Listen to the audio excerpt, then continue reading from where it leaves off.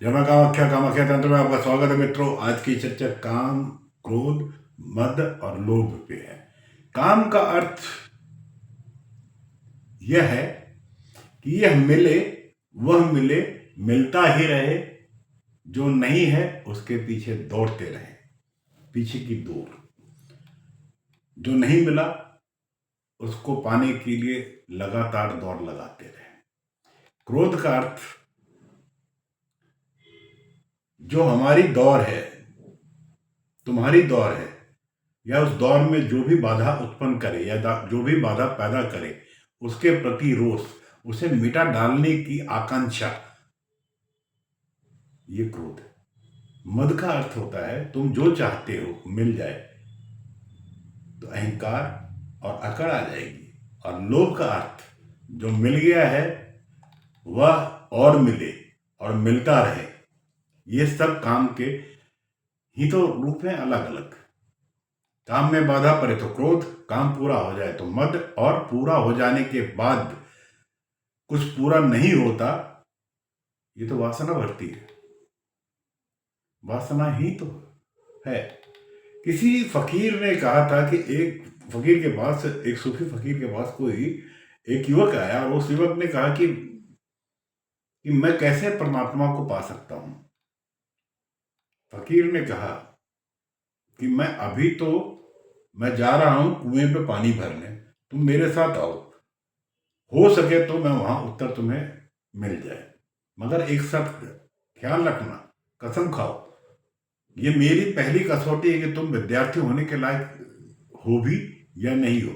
मैं कुएं पे कुछ भी करूं, तुम प्रश्न मत उठाना, तुम चुपचाप देखते रहना। तुम्हारा काम निरीक्षण करने का है, तुम्हारा काम साक्षी बने रहने का है। साक्षी की शिक्षा विद्यार्थी भी बड़ा उत्सुक होता है, क्योंकि साक्षी ही तो सार है, साक्षी ही तो सार है। सुना है, शास्त्रों में पढ़ा है, शास्त्रों में ज्ञानियों से जाना है, साक्षी ही तो सार है। ये भी तो अद्भुत गुरु है। पहले ही मौके पे बस आखिरी कुंजी देने लगा, चल पड़ा जल्दी, उत्सुकता में आतुर मस्त होकर, कुछ हाथ लगने को है, कुएं पर पहुंचकर बड़ी निराशा लगी हाथ, क्योंकि फकीर पागल महसूस हो रहा था। वह बाल्टी से पानी निकालता था, झोले में डालता था, जिसमें पेंदी ही नहीं था। उस विद्यार्थी से रहा नहीं गया, बिना पेंदी के बाल्टी मारे गए। जब उसने डोरी बांधी और बिना पेंदी के बाल्टी उसने कुएं में डाली तो बार बार उसके सामने सवाल उठने लगा कि मैं पूछूं ये सब क्या कर रहे हो। लेकिन याद था और कसम खा रखी थी उसने कि पूछना नहीं है, सिर्फ साक्षी बनना है, सिर्फ साक्ष्य रहना है। ये भी बड़ी झंझट होगी भाई, कि पूछना भी नहीं है, बैठा हुआ मैं देख रहा हूँ। मेरा सवाल ये था कि भाई मैं परमात्मा, और फकीर ने कह दिया भैया चुपचाप देखते रहना, जवान पर आ भी जाए सवाल घोट दे गर्दन, पूछना नहीं। पानी भरने लगा बिना पेंदी के बाल्टी से, खूब खड़खड़ाया कुएं में, खूब हलचल किया उसने पानी, कुएं के पानी के अंदर जितना खड़खड़ाया उतनी छाती खड़खड़ाए। विद्यार्थी परेशान, ये पानी कब भरेगा, कब कुएं से पानी बाल्टी में रहे तभी तो पानी भरेगा। जब डूबी रहे पानी में तब तो ऐसा लगे कि अब खींचा पानी निकल जाएगा। जब वो खींचे तो बाल्टी में पेंदा ही नहीं था, पानी निकल जाता। ऊपर आ जाए खाली, फिर डाले 2 बार 3 बार। आखिर में वो भूल गया अपनी कसम और उसने कहा कि रुको जी, होश में हो, ये तो जिंदगी मेरी खराब कर दोगे तुम, तुम्हारी और मेरी भी। मैं भी सिरे चक्कर में पड़ गया कि सरफिरे के चक्कर में इस बाल्टी से कभी पानी भर सकता है क्या जिसमें पेंदा ही नहीं है। तब उस गुरु ने कहा बात खत्म हो गई, अब तुम अपने रास्ते लगो, मैं अपने रास्ते। तुम अपना पहला वचन पूरा न कर पाए, बस एक बार और मैं डालने वाला था, बस इस बार तुम बस पहुंचते पहुंचते चूक गए। मैं भी क्या करूं, मैंने तय किया था 11 बार, तुम तो 10 बार में तंग हो गए। जरा और धीरज तो रख लेते, जरा और। मुझे मालूम है बड़ी तकलीफ होती धीरज रखने में, बहुत तकलीफ हो रही थी आपको, पसीना पसीना तुम हो रहे थे, काम मैं कर रहा था। तुम्हारा सब हाल मुझे मालूम है, बाल्टी खड़खड़ा रही थी, तुम भी खड़खड़ा रहे थे, सब मुझे मालूम है।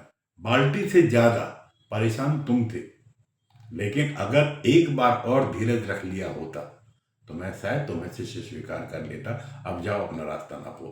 उसने बाल्टी रखी अपने झोले में और घर वापस लौटा। विद्यार्थी भी सोचने लगा, हो गई गलती, पता नहीं क्या क्या होने वाला था, क्या दे देती मुझे।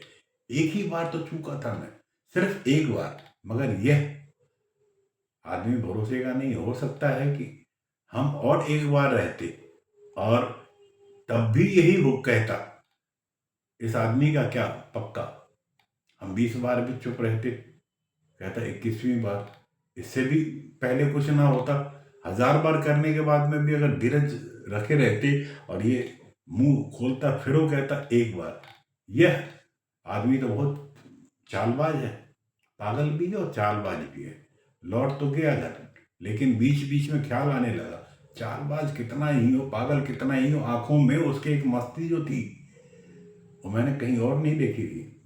उस फकीर की आंखों की जो मस्ती थी मैंने कहीं और नहीं देखी। उसके चारों ओर एक आभा मंडल था, उसका ऑरा बहुत क्लियर था। एक शीतलता तो थी, मैं ही चूक गया, मुझसे ही भूल हो गई। रुक न सका, आधी रात वापस पहुंच गया, एकदम पैर पे गिर के और बोला, मुझे क्षमा कर, तो मुझसे भूल हो गई प्रभु। उस पर उसके फकीर ने उठकर कहा, अगर तुम समझ गए हो और समझ कर क्षमा मांग रहे हो और समझ कर कह रहे हो कि तुमसे भूल हो गई, तो चलो, पाठ पूरा हो गया। यह तुम्हारी अब तक की जिंदगी है। वासना बिना पेंदी की बाल्टी है, जिसको संसार के कुएं में डालते रहो, निकालते रहो, डालते रहो, निकालते रहो, खड़खड़ाते रहो। हर बार भरी हुई महसूस होगी, और जब खींच कर लाओगे घाट पर तो खाली होगा। यह कभी भरने वाली बाल्टी ही नहीं है जिसको हम जिंदगी कहते हैं। ये जीवन का पहला पाठ है जो मैंने बाल्टी के साथ किया। तुम समझ गए, अब वही तुम अपने साथ करो। समझो, जिस दिन यह बात तुम्हारी समझ में आ जाए फिर आना, दूसरा पाठ दूंगा।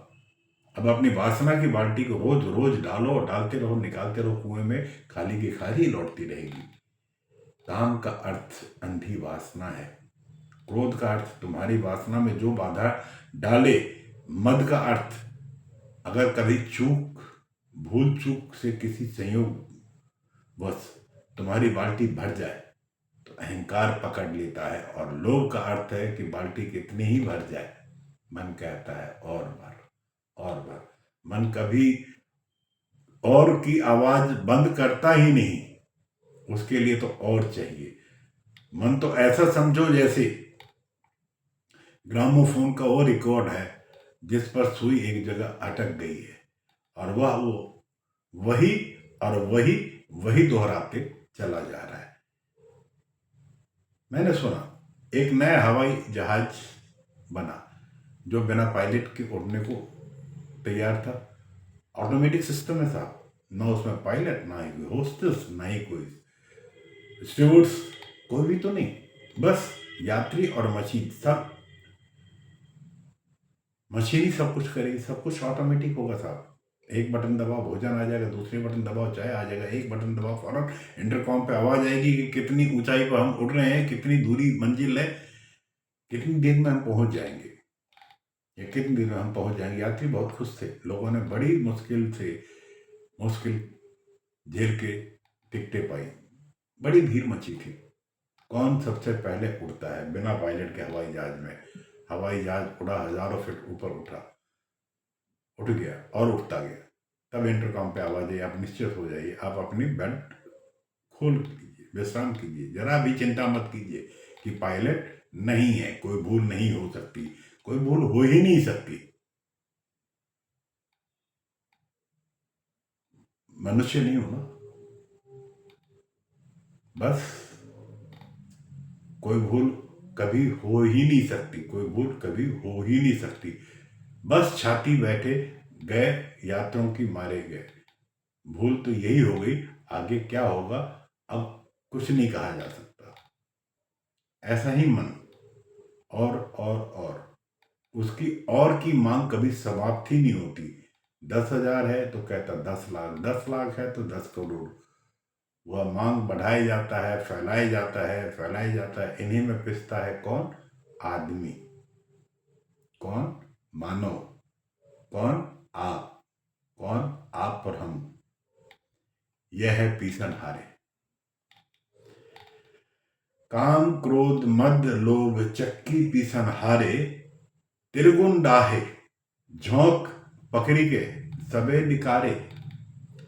तृष्णा बड़ी छिनारी जाए उन सब घर घाला। और ये जो तृष्णा है, जो ये है वैश्य, इसका कुछ भरोसा ही नहीं। ये कहाँ कहाँ भटकती है, कहाँ कहाँ ले जाती है आपको। कितने ही जन्मों में, कितने ही योनियों में इसने भटकाया है। अंतोगत प्रार्थना है, पात पात ढोकती है, साज गुंजाने लगी। मित्रों, मन के हारे हार, मन के जीते जी। वीडियो बड़ा होगा, मैं इसका भाग 2 पार्ट 2 जरूर इसके साथ संलग्न करता हूँ। काम क्रोध मोह माया के ऊपर दोबारा चर्चा करूंगा। तब तक के लिए विदा। जय मां कामाख्या, आपका दिन शुभ हो।